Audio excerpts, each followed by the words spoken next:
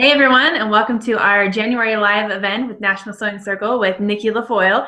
Once again, back to answer all of your sewing questions. Definitely if you're just starting out sewing, maybe it was a New Year's resolution, you're just beginning, Nicki can definitely answer those questions. So thanks for being here, Nicki. Thank you, guys. All right, so we are going to start right out with a question from Teresa, and she says, which machine needle do I use to sew clear plastic? That all depends on the type of clear plastic that you are sewing. So the weight will really choose the needle for you. So if you're using a clear plastic that is thin and flexible, like a shower curtain or something, you can go ahead and use your all-purpose needle. And you may want to use a lighter weight needle.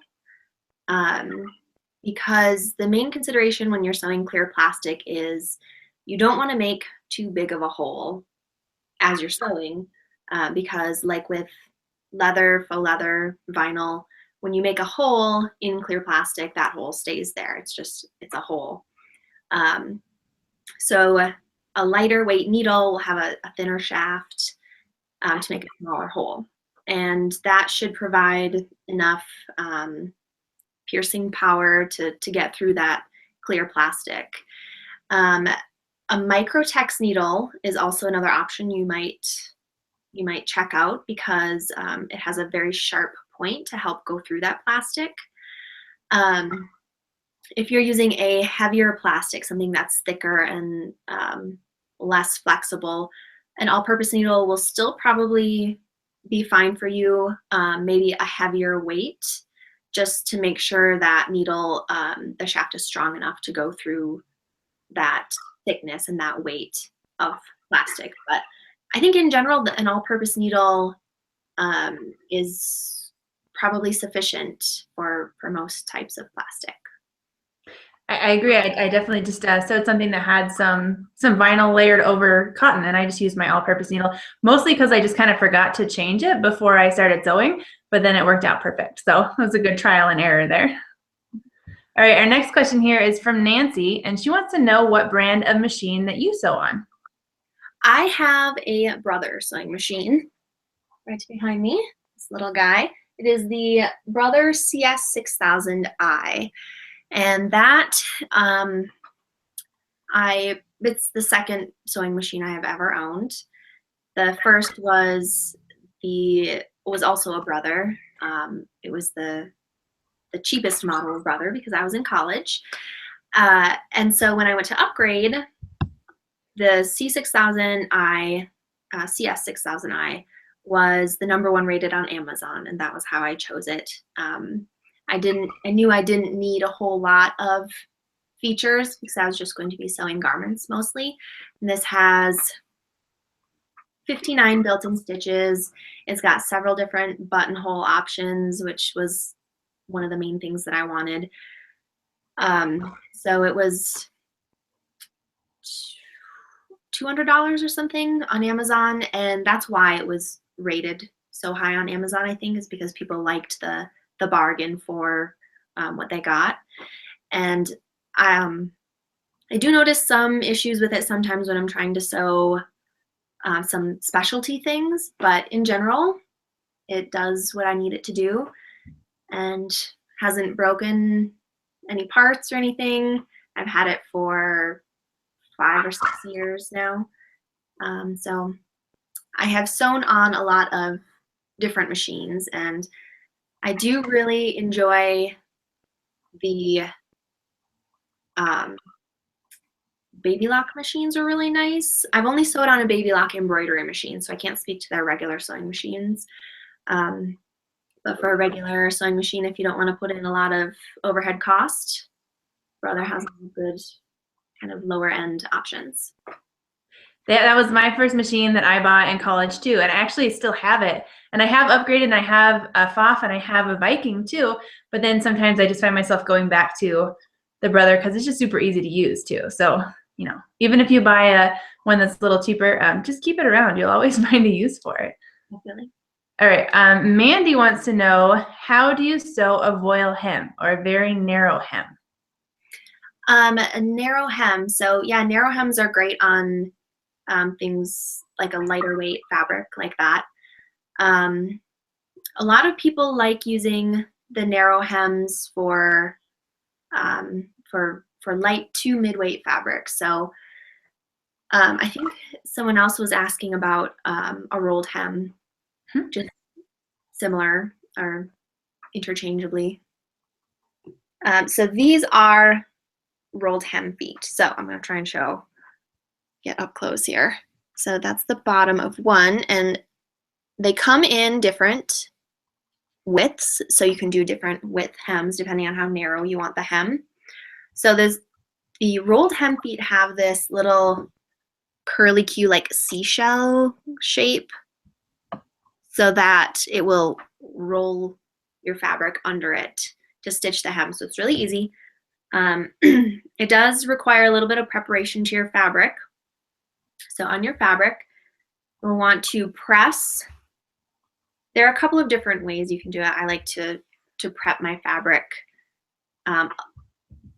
Do more prep beforehand than actual work when I'm sewing. So I would fold the whole hem, fold it and press it once. Any between a 1/16 of an inch to a 1/4 inch, depending on how wide you want your rolled hem. And put that under the foot with the wrong side up, wrong side under the foot, and fold it again when it gets under the foot. Fold it so that it is double folded and the raw edge is encased. And put your needle down. So take one stitch to kind of lock that down. And your needle should be right at that fold, like right on the fold. And lift the presser foot up so that the needle is still in the fabric, kind of holding it down, and sort of wiggle that fold into the seashell shape. So a stiletto can help. I'm going to keep that always by my sewing machine. That helps wiggle your fabric into that little seashell. And then as you continue stitching, the foot will fold that fabric, keeping it double folded, and the line of stitching with your straight stitch goes right along that second fold and creates a nice double folded narrow hem for you. Sorry, I can't really demo that, but hopefully that helps a little bit. Absolutely. And I agree with the prep work, because getting it started, I think, is the hardest part. And if you don't have it pressed, it like doesn't want to stay in the little seashell. Roll. Yeah. All right. Our next question here is from Joy. And she says, to draft a gored skirt pattern, how is the curve of the hem determined on each gore? For a gored skirt, I drew one for you, Joy. I would draw the whole skirt first before you cut it into gores. So you've got your skirt pattern, whether it's, a 1/4 circle or a full circle. If you've got, your hem, the curve of your hem, it could go, all the way up to a big full skirt. And draw your gore lines wherever you want them. And then cut apart those pattern pieces, add seam allowances to the cut edge, and you've got your hem on each piece already determined. So draw the full thing first and then cut it apart. So you've got it all lined up. All right, perfect. All right, next question here is from Susie. And she says, what is the difference between bias tape and binding? And in what circumstances when sewing garments would they be used? So bias tape and bias binding are the same thing. It just, bias binding is bias tape. It's just applied as binding. So the end use is what makes it called binding. So this is bias tape. You can make your own, obviously. This is in the package. It's called bias tape. And as soon as you apply that to an edge to bind the edge, then it is considered bias binding. What was the second part of the question? It says, in what circumstances when sewing a garment would they be used? On garments, you can use bias tape in all kinds of ways. I like using it to bind the neckline. You can bind the arm side in a sleeveless. You can bind any edge. You can bind the sleeve hem or the hem on the bottom. You can bind, whatever edge you want with it. Bias tape can also be used to, instead of binding the hem, use it to finish the hem. So you would stitch the raw edge or stitch to the hem and fold it under so that you can't see it on the right side. It's all folded under, and that finishes the raw edge on the bottom, and you would see this would be on the inside stitched down. So it'd be stitched to the lower edge of the garment here, and then finished here, stitched along that fold. So I've also heard of bias tape being used as embellishment, kind of. Since bias tape, it curves really well. You can sew it directly on to the surface of something and make shapes. So it can be used in a lot of different ways on garments. Well, so, and then just to clarify, you can have binding that isn't bias binding. It's just cut on straight of grain, but that's not very common in garments, since like you need that flexibility and stuff, right? So binding would just be a quilt or a placemat or something like that. Yes, you would want it to be cut on the bias to get that flexibility for curving around arm size and necklines. But yes, you can cut binding on the straight grain for binding straight edges. Mm-hmm. Well, since we're talking about binding straight edges, everybody's favorite when it comes to, say, quilts or placemats is how to do a mitered corner. And we get this question all the time. We got it again this month. So we're going to have you show us again how we miter a corner. Yes. My trusty old pot holder sample here that I always like to bring in. So mitering corners is really easy. It is the same process whether you are using a single fold or French fold binding, which is just folded in half once. Same process as if you were using a double fold binding, which was the kind that I just showed, where it's folded twice to meet in the middle. So same process. So you will align the binding with the raw edge of your whatever it is, pot holder, quilt, what have you, and leave a tail. Anyway, corners. We'll get to the corner. So stitch up to the corner. Let's see, where's my corner? I didn't do. Stitch up to the corner and stop stitching whatever your seam allowance width is away from the edge. I always use a 1/2 inch seam allowance because it is easy for me to remember and easy for me to use, but whatever you like to use, whatever you have decided on when you are doing your measurements, stop that distance away from this edge. Remove it from the machine, fold the binding up so that the raw edge of the binding is in a straight line with the raw edge, your next edge. And this fold here is at a 45-degree angle. Fold it back down so that this fold is aligned with this edge and this raw edge is aligned with the pot holder raw edge. And then start stitching again using your whatever seam allowance, 1/2 inch, whatever. Start stitching right at this fold. So right at the edge. You don't have to go in at all. Start right at the edge and continue stitching. Do that for all 4 corners. And when it is folded out, so you can see I've got started right at the fold there. When you fold that out, you get that nice miter fold. And then you fold it into a miter on the wrong side. There's my right side. And on the wrong side, you just kind of wiggle it in with your fingers making yourself a miter on the wrong side. And then finish it however you want to finish it. If you want to do it by hand, if you want to stitch in the ditch, just make sure that this fold goes over the stitching that you just stitched. So that covers that up and makes it nice and pretty. And I always like to nest my miter folds. So the fold on this miter on the front is going this way. So I would fold my miter with the fold going the opposite way on the wrong side to just kind of decrease the bulk you get in that corner. Perfect. So I have another follow-up question, and it just happens to be another question that we've gotten. It's weird how you're answering them ahead of time. So we got a question wanting to know what stitch in the ditch was. And since you just mentioned that. Yeah, stitch in the ditch just means, so whenever you have a seam joining two pieces together, this is the ditch.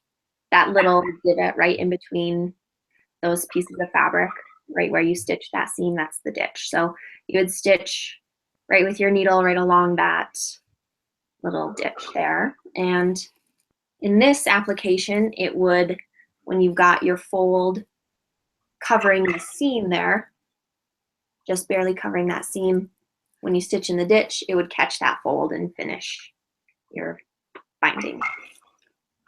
Absolutely. It's a good thing you just keep that sample handy. I know, it's very useful. All right, our next question here is from Jackie, and she said, during a recent sewing project, I had to rip out the seam a couple of times and found the needle was leaving big holes. Is this a sign of a dull needle or some other problem?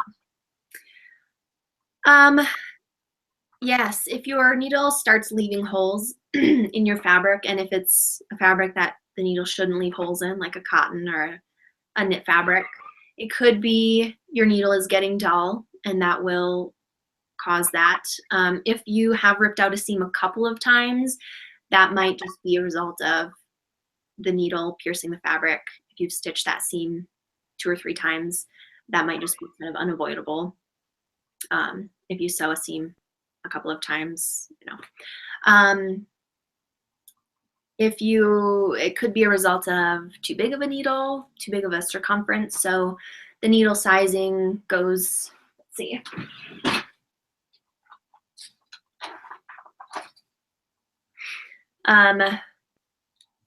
So the bigger the number of the needle sizing, the bigger the needle. So it's not like a gauge where it's opposite.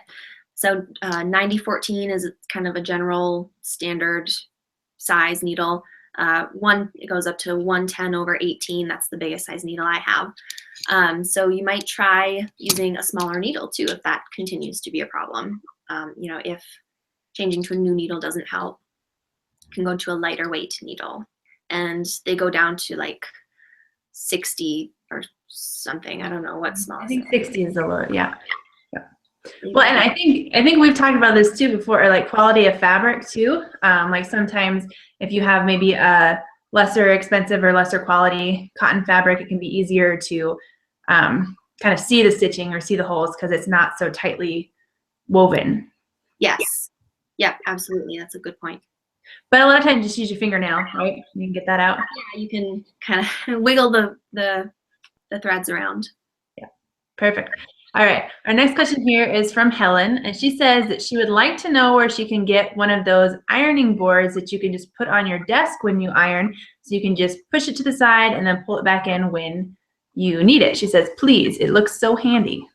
Yes, it is. And the one I use on my video on National Sewing Circle has a cutting mat on the other side, so that is double handy. I'm not sure where that particular one came from. Maybe Ashley might know, but I know that I buy everything on Amazon. Amazon.com has everything. I have a Prime membership, so shipping is always free. I don't know if I've seen one at Joann's. I don't know if I've looked for one, but you can look there. Ashley, if you have any other. Well, I'm pretty sure the one we use on set when we film the videos is an Olfa one, so I'm pretty sure you can get that even just on their website. I know you can get the little ironing boards at Joann's, because I bought one, and it is just an ironing on one side, and you flip it over, and it's a cutting surface. And I have to kind of advise against it, because honestly, it's like a super cheap plastic on the back for the cutting, and I use a lot of steam when I'm making a quilt or something. And it's got a significant bow to it. So I only use it for pressing now. Don't even bother cutting on it. So definitely, if you're going to get one of those combo ones, get one that folds out so you're not pressing on top of your cutting surface for sure. Right. Yeah. But yeah, I second everything you can find online. Yeah.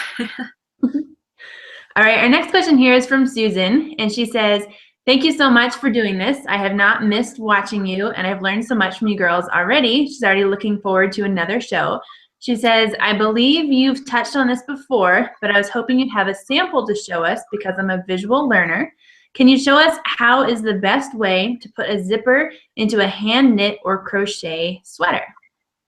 Yes. Okay. So I did get a sample, and thank you for saying those nice things about us. Yes, we appreciate it. So I didn't have a separating zipper, so forgive me. And I also didn't have anything hand knitted or hand crocheted. I'm strictly a sewer, but I will do my best. So cardigan and a zipper. Hopefully this will. We still have the knit aspect of it. Yeah, it is knit. So you'll want to lay your zipper face up and lay your cardigan face up on top of it with your zipper closed, and pin both sides so that you can make sure that it will line up, and you want to make sure that the stop on the bottom is aligned with the lower edge of the sweater. And you'd want to pin that on both sides of the sweater to make sure that that will line up when you zip it up. And align it so that the edge of the sweater is close to the teeth, but not so close that it's going to get caught in the zipper when you zip it up. And pin everything down. And when you stitch, use a thread that matches your sweater. And double thread to make sure it's good and strong and not the thread end. And when you stitch, you want to stitch from the right side so you can see what you're doing. And stitch not directly on the edge of the sweater, but the row of stitching that is right next to it. So you have that kind of buffer right next to the zipper teeth. And use a back stitch. So that's just kind of a stronger stitch, and we're hand stitching here, obviously. I think that is safer on your hand crocheted garments. And wash it first. Make sure everything is already shrunk up, and so that you won't have any mishaps after your zipper is put in. So let me see if I can do a back stitch, kind of trying to do it backwards so that you can see. So the back stitch is just going to be stitching, sorry, taking a stitch below where the thread came out to go above. So you're kind of doing double. So we're going back through and up. So maybe you could see that, hopefully. And let's see, what are the other tips I have? And then when you're done stitching, fold the tail under the wrong side and stitch that. And it's really pretty, should be pretty easy. The main thing is to get everything lined up. So making sure your sweater is flat and the lower edge, the lower stop of the zipper is, so make sure the zipper is zipped up when you're pinning your cardigan to the zipper so that everything is going to be aligned at the bottom.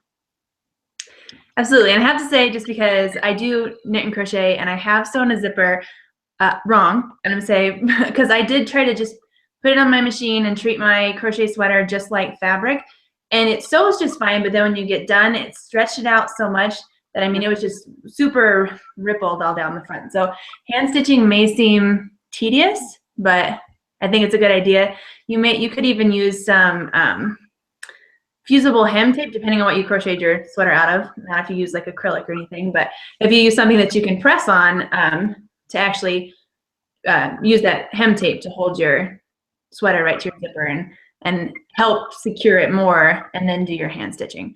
I think it'll turn out better that way. Yeah. So, but yeah, don't just run it through. You won't like it when it's done.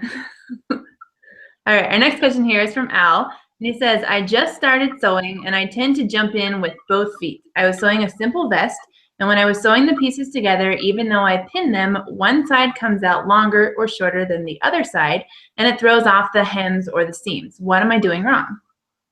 So that can be a result of a couple of different things. You want to make sure right from the get-go, when you cut out your pattern pieces, you want to make sure that the fabric is flat on the cutting surface.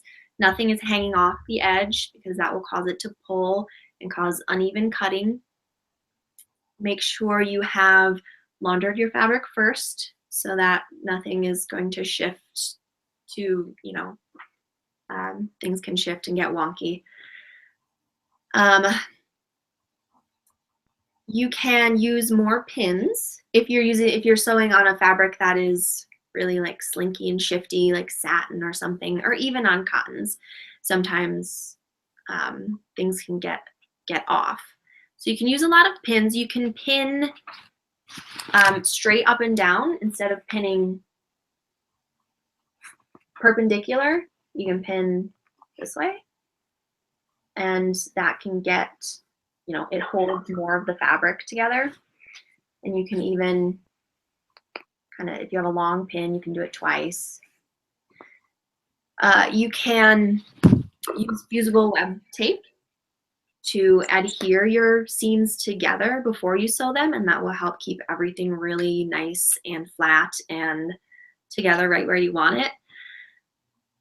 You can use a walking foot or a roller foot. So your fabric shifting can sometimes be caused by the feed dogs on the bottom pulling your fabric at a different rate than the upper layer of fabric is following. So a walking foot or a roller foot, so this is a roller foot, it's got this like little steamroller looking thing on the bottom, which kind of grabs and helps roll the upper layer of fabric along at the rate that the lower fabric is being pulled by the feed dogs. So that can help keep everything together as well. And a walking foot is kind of the same idea. It grabs and pulls the fabric on the upper layer in tandem with the feed dogs, instead of just kind of letting it glide under the regular presser foot. So those are some things to try. Absolutely. All right, our next question here is from Marion, and she says, do you ever use a serger for rolled hems and knits? I personally do not. I have a serger. I don't use it all that much because it's in the other room. So all my stuff is here. I'm so far away. Across the hall. Come on. I find ways to do the things on my sewing machine. I finish my seam allowances using a zigzag stitch, and so I don't really use my serger all that much. So unfortunately, I can't really speak to that. Ashley might be able to. I'm kind of in the same boat as you. I learned, my mom taught me how to seam finish, always doing a flat felled seam, and then I learned how to do a French seam. So that's kind of just what I was used to. I do have a serger. It is smarter than me. I can't. So, but I want to say we do have a class, several classes actually available on National Sewing Circle, taught by ZJ Humbach, and she is amazing with the serger, and she can show you literally how to do any sort of stitch or hem or whatever you need to do with your serger. And so those classes are called Making Friends with Your Serger. I haven't done it yet, but that's what they're called. Definitely check them out for any serger questions you have. All right, our next question here. We have kind of a long question, and this is from Lynn, and she is taking a water aerobics class and has several swimsuits. that she needs to make some alterations to. She says the problem is the leg holes are always way too large by about 2 inches. And then she says many of us seniors have an apron on the as like a swim skirt as well. And so she says she's tried replacing the elastic, but they have that flat clear or black rubber type elastic, which they serge to the edge, making it difficult to simply thread other elastic through a casing. So how is she able to alter her swimsuit to fit her better? That is a really good question. And I love questions like this that make me think, like, have to visualize it and think, how can I alter something like this? So the idea that I came up with is, instead of trying to, take that elastic out and do things like that, you could try. So here's my little swimsuit. There's your leg openings that are too large. So instead of trying to mess with altering the leg opening, you could insert another panel of similar fabric, lycra fabric. Insert that into the leg opening, and you probably wouldn't even need to put any elastic in that lower edge, because you've got all the stretch you need here, and that lycra will be stretchy anyway. So you could just hem that lower edge and attach it along the seam of that leg opening, and kind of have, I think that'd be cute too. You're going to get a different color, have a little kind of color block pop going on. So that was my idea. Okay, and then if it has the lower abdominal swim skirt look to it, how would she adjust something like that if that's too big? That part, that's kind of tough for me to visualize. I'm not sure I'm understanding how that is constructed. So I think she said she wears a swim skirt over the swimsuit, and that's kind of right now she is, because the legs, she hasn't figured out how to alter the legs. But I mean, you could always, if it has sort of that ruffle attached to it already, you could even lengthen that too and make that a little bit longer if you want more coverage that way too. And that would be an easy option, because you wouldn't even have to worry about elastic or anything. Mm-hmm. So hopefully one of those two options will work, either adding cute ruffles on the sides or extra ruffles on the bottom of the swim skirt. And I think it's going to be cuter than anyone else's swim skirt. All right. Our next question here is from Iris, and she says, can you embroider on an ordinary sewing machine, or do you need an embroidery machine? You do need an embroidery machine to embroider. On a regular sewing machine, you can use decorative stitches to get sort of an embroidered look if you sort of layer those decorative stitches. But in the traditional sense of embroidering, where you load a design, which is a file of information, onto the embroidery machine, and which tells the needle where to go and where to stop for thread changes, you need an embroidery machine for that, because that has the technology inside of it to read those embroidery files and transmit them onto your fabric. So you can sort of, you can get an embroidery look sometimes with a sewing machine, but in the traditional sense, you do need an embroidery machine. Yeah, I'd say monogramming is about the only thing you can really do with your basic. Yeah. All right. Our next question here is from Fran, and this is one that you get a lot as well. And she says, how do you work out the tension on sewing machines? Is it the thicker the material, the higher the number of tension, or how do you figure that out? Yes. So tension is getting your needle thread and your bobbin thread to connect in the middle of your fabric layers. So by opening up the tension dial on the top, you are opening up the tension discs to decrease the tension on your needle thread. And yes, in general, when you're sewing a thicker fabric, you want to give those threads more room to lock around that thicker fabric. So you want to decrease the tension to give the threads more room. So tension goes down closer to 0, a lower number for a heavier weight, thicker fabric, and tension goes higher to get those threads to lock and lay closer, flatter to the fabric on thinner, lighter weight fabrics.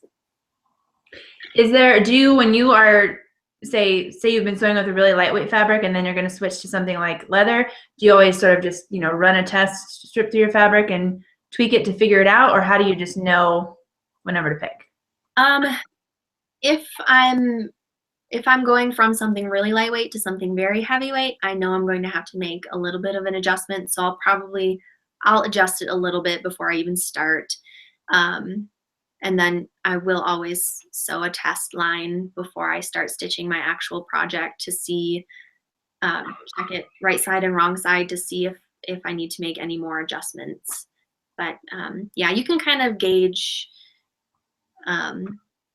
just by that general rule, you can kind of gauge if you're going to need to make adjustments or not. But test stitching is highly recommended all the time.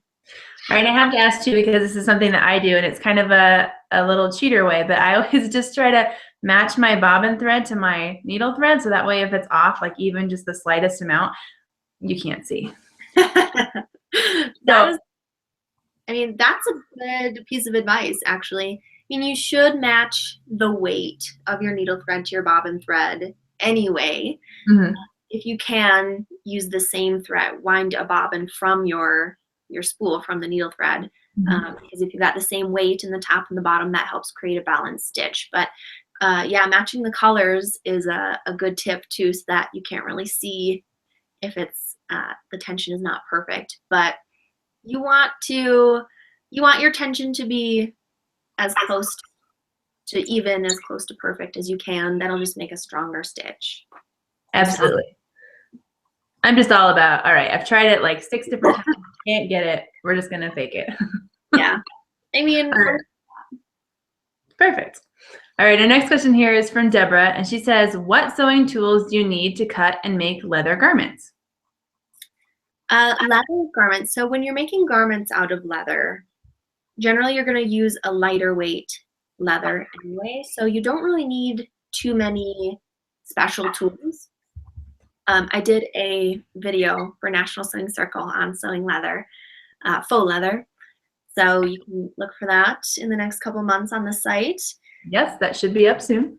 And as we were talking about tension too, I did a video on intermediate sewing techniques, which I have a whole section on tension, so that'll be another video coming soon, since you get to tout your videos all the time, so I'll throw in mine.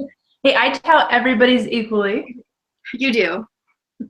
But leather garments, getting back to the leather question. So for light to mid-weight leather when you're sewing, you don't really need anything special. You can use your all-purpose needle. You can use your standard sewing foot generally. If the leather that you are using has kind of a shiny, sticky surface, you may find that it's having a hard time going under the presser foot because that sticky surface is sticking to the bottom of your presser foot and it's not wanting to go through.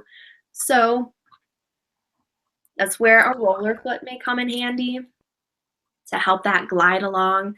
You can put a piece of matte Scotch tape on the underside of your presser foot to give it kind of a slick surface to help that leather roll through.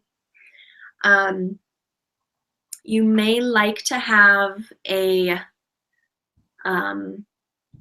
like a rolling pin or a wallpaper roller to roll open your seams, since some leathers will kind of melt and warp when put to heat. Some will be fine. You can press from the wrong side using a low heat and a pressing cloth. But I like to have a roller on hand as well anyway, just to not take any chances.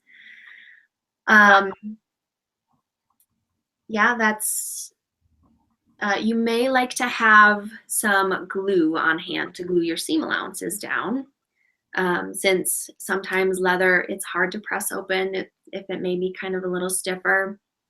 So to keep those seam allowances open, you can either top stitch them. Top stitching thread by the way, looks really good on leather. But if you don't want to do that, to keep your seam allowances open, you can use some glue, rubber cement or E6000 glue, or even I have just like some craft glue that generally works.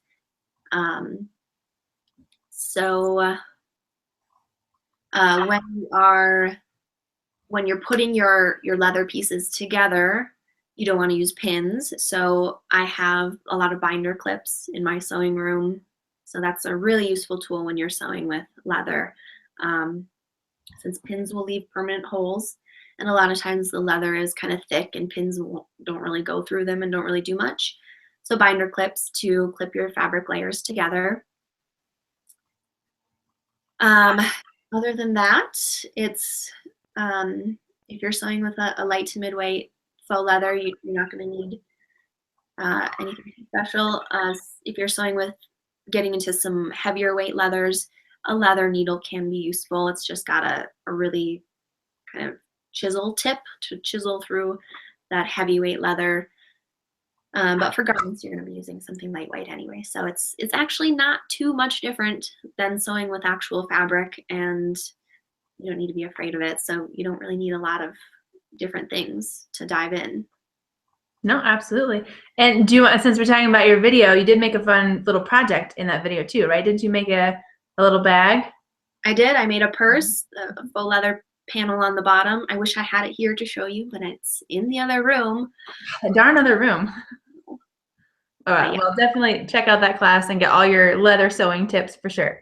All right, we have about 20 more minutes, so anyone who is maybe watching and saving a question, go ahead and submit that so Nicki can answer all of your sewing questions.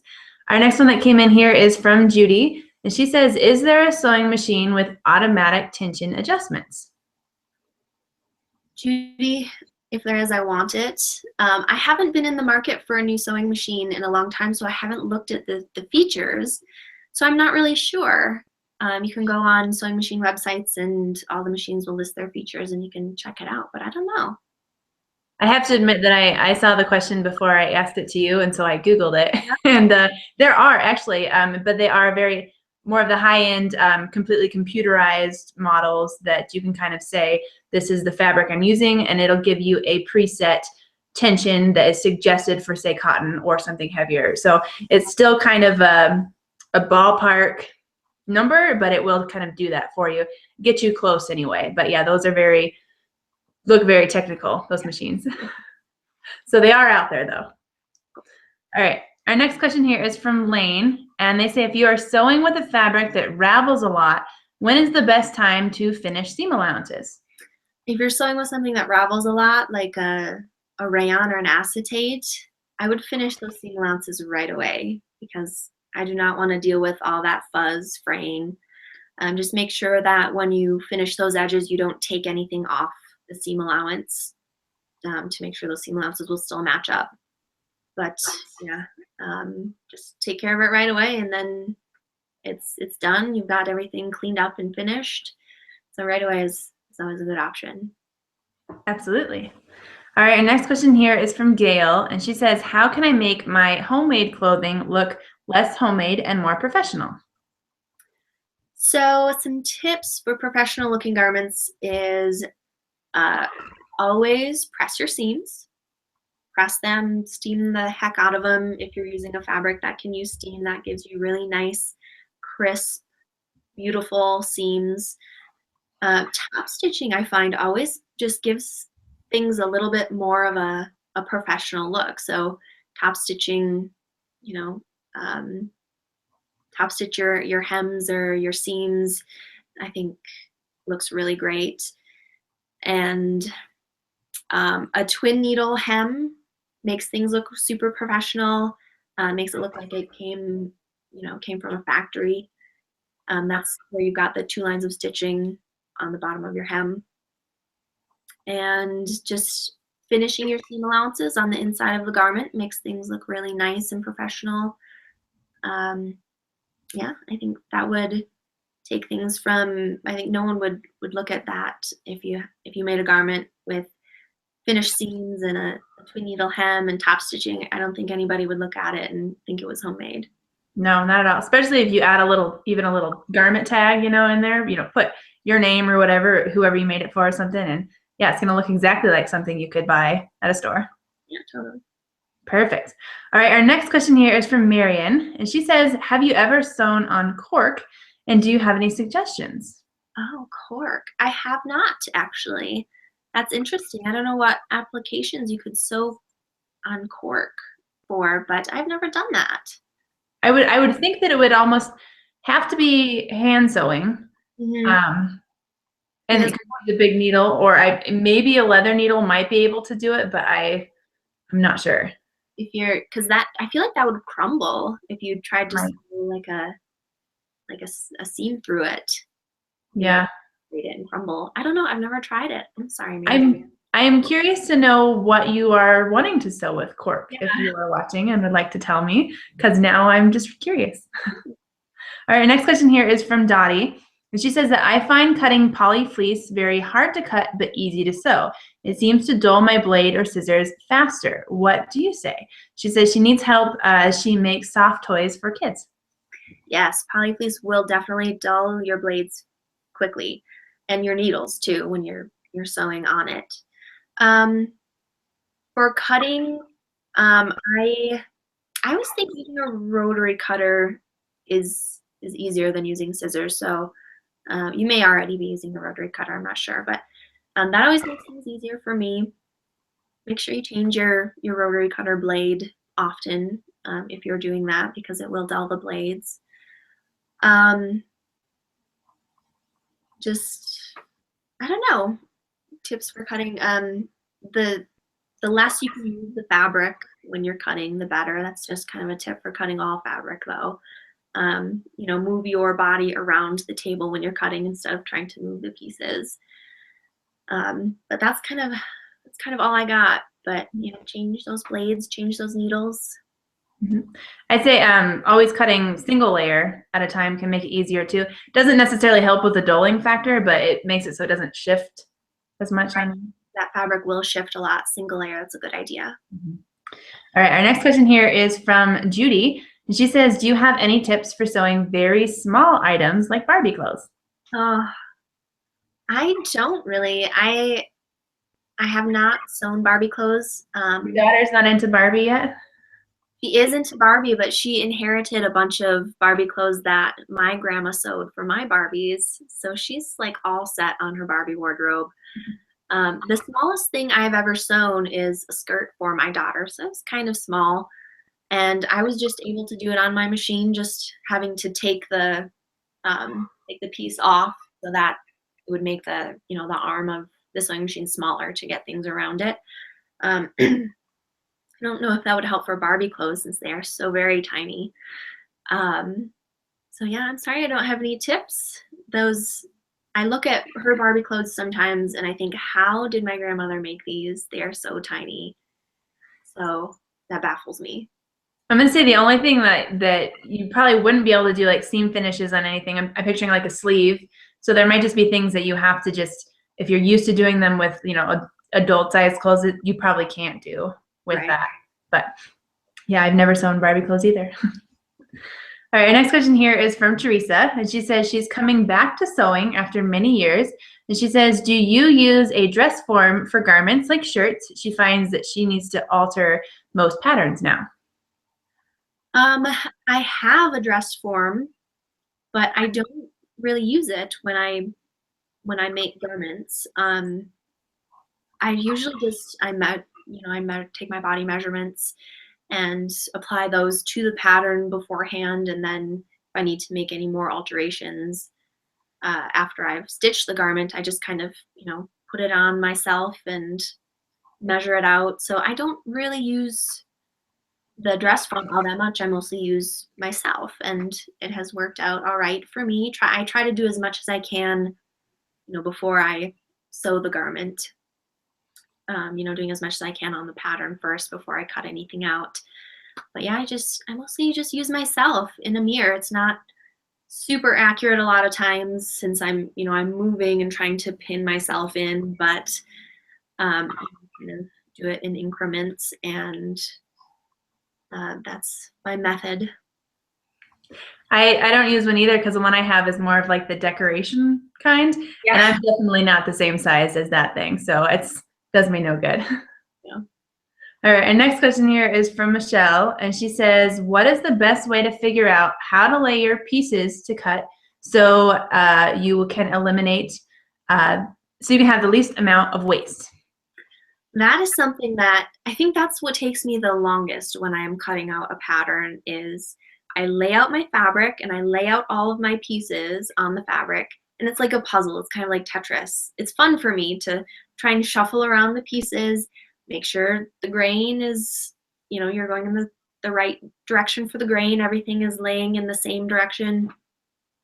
And yeah, try to wiggle things around to make sure there's the least amount of waste. So kind of try it out, lay those pieces down. And I know a lot of times the commercial pattern guide sheets will tell you to fold the fabric in half and then lay the pattern pieces down, but I will a lot of times fold one selvage edge over only enough to cut out my pieces that I need to cut out on the fold. And then I have all the rest of that fabric that I can fold to get the rest of the pieces. So a lot of times that works really well. Just keeping in mind if you have a print on your fabric, the direction of the print and everything. But yeah, I like to lay out all those pattern pieces and shuffle them around. And a lot of times you can, even if the pattern guide sheet tells you to do it this way, sometimes you can wiggle it around and do it better to get less waste. So always try it yourself. Absolutely. All right, we have just under 10 minutes. So again, if you have any more questions that you want to ask, feel free to submit those. And I also want to say, since you're probably already on the page watching this video, if you scroll down to the bottom, there's a little banner that is says download guide. And this is our new guide available for National Sewing Circle out this month. And it is 7 easy sewing projects, perfect for gift giving. And that guide is about 39 pages full of all sorts of instructions, patterns for some really fun gifts. So if you're looking for some quick, easy projects, definitely download that and give them a try. All right, our next question here is from Linda. And she says, she is all thumbs when she even attempts a small applique project. Can you suggest some tricks of the trade? Yeah, so applique, you may already be using fusible web, but that is, that's perfect for applique. That's drawing on the paper side of your web and then fuse that onto your fabric and cut out along the line. So that is perfect for applique. You're probably already using it, so that's probably redundant. But to get my dinosaur in here, I had to mention it.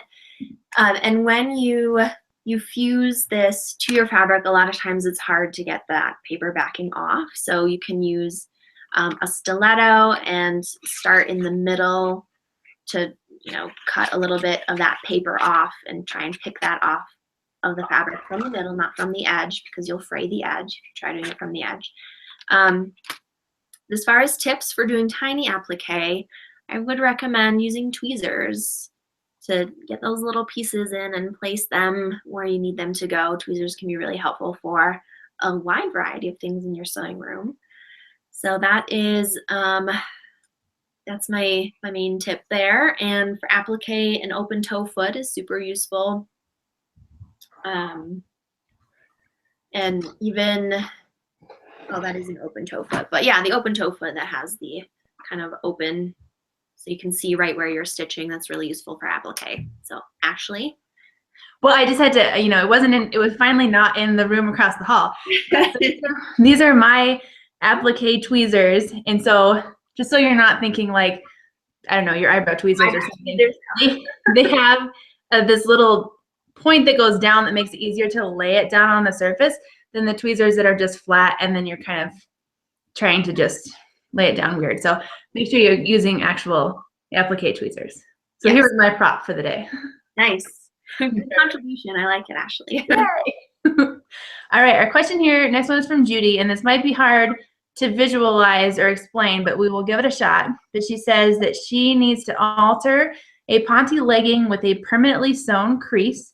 She's hoping to remove the crease stitching and seam up the sides, which should move the crease to the side of the thighs. Do you have any suggestions for her when doing that? I think I can visualize that. Yeah. That to remove the crease, I would maybe take that stitching out and maybe try and let it set for, set flat for a little while. Definitely use a lot of steam to try and get that crease out. Ponte. Hit it with a lot of steam, and then if you have a wooden clapper, clap the heck out of it. That helps a lot with wool garments. That's why I have a clapper, is because I'm making wool blazers. But that will help the steam set in the garment. And then seaming up the side. Yeah, I think that's all that comes to mind for tips for that. Hopefully I understood the question right. Hopefully that. Hope we got some tips out there. Perfect. All right, our next question here is from Sherry, and she says, what type of stabilizer would I use to embroider fleece? For fleece, you want to match the weight of your stabilizer to the weight of your fabric. So a fleece is generally going to be kind of a mid-weight. So I would use probably a mid-weight tearaway on the back. But then the more important thing to note when embroidering on fleece is you will probably want to use a topper to float over the top of the fabric. And that will keep the threads from sinking down into the pile of your fleece, since fleece has that nap that makes it so soft. And a topper, you can get water-soluble varieties, you can get heat-removable varieties. It's generally a clear film. So once you're done, you kind of just float it over the top. It doesn't really need to be taped down around the edges or anything. Once your design is stitched, you can tear that away from the edges and then use some water if it's a water-soluble variety, or heat if it's a heat-removable variety. And that keeps the pile and the nap of the fleece from kind of poking up through those threads. So the threads kind of float on top of it a little bit more.